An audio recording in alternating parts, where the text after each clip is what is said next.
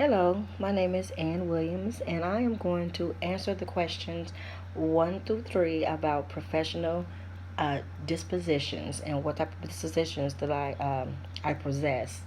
The first one is that all students can learn. I feel personally that all students can learn. I have had students come into my room to where other teachers have told me that they couldn't learn, or they had they were on an IEP, they were going to struggle with certain things, and maybe I should put them in another class or something. But I feel that all kids can learn, and I have managed to show that all kids can learn. I've learned to show the children's growth in reading, math, science, social studies. Um, no matter what background they come from, if they have IEP or anything like that, all students can learn.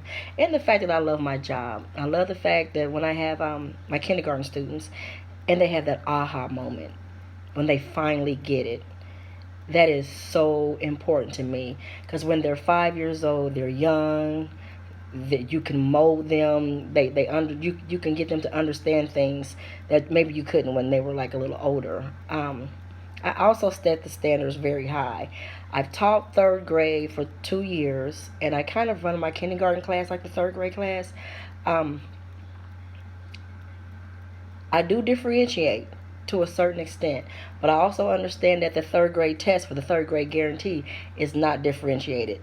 Now, I do teach the lower ones the same as I do the higher ones. And by setting the standards high, those students that are low, they tend to come up a little bit or a lot. I have 4 year olds who came to me who didn't know how to recognize a letter, any numbers. By the end of the school year, they were reading more fluent than some of the 5 year olds who had started. I also believe that you got to know the content that you're teaching. You have to understand the curriculum. If it means going home, studying, go over and over your teacher guide, you have to understand what you're teaching. You have to be prepared each day when you're teaching. Classroom management is a very important factor also. If you don't have classroom management, it's going to be really hard to teach those students. Um, Number two is, what disposition do I need to grow as an educator?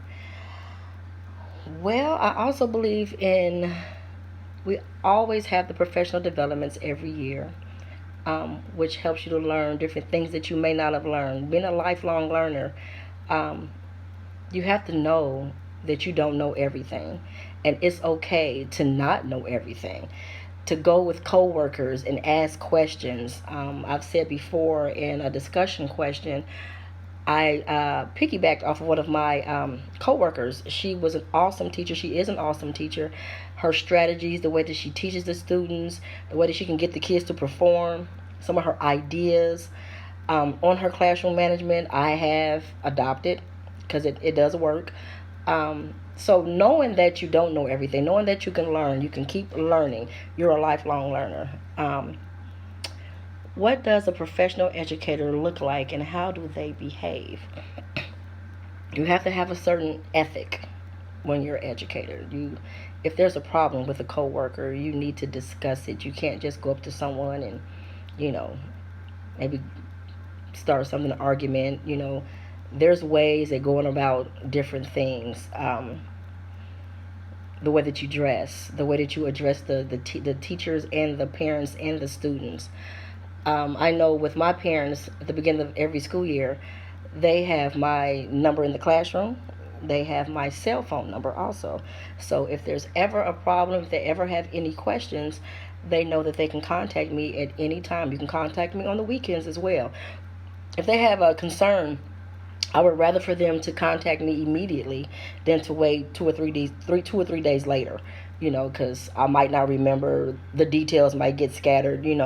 But to let me know right away what's going on. So, and I also believe working with kids and what a professional educator looks like, you have to know and you have to care about the culture, the dynamics of where the kids come from. You have to get to know your students.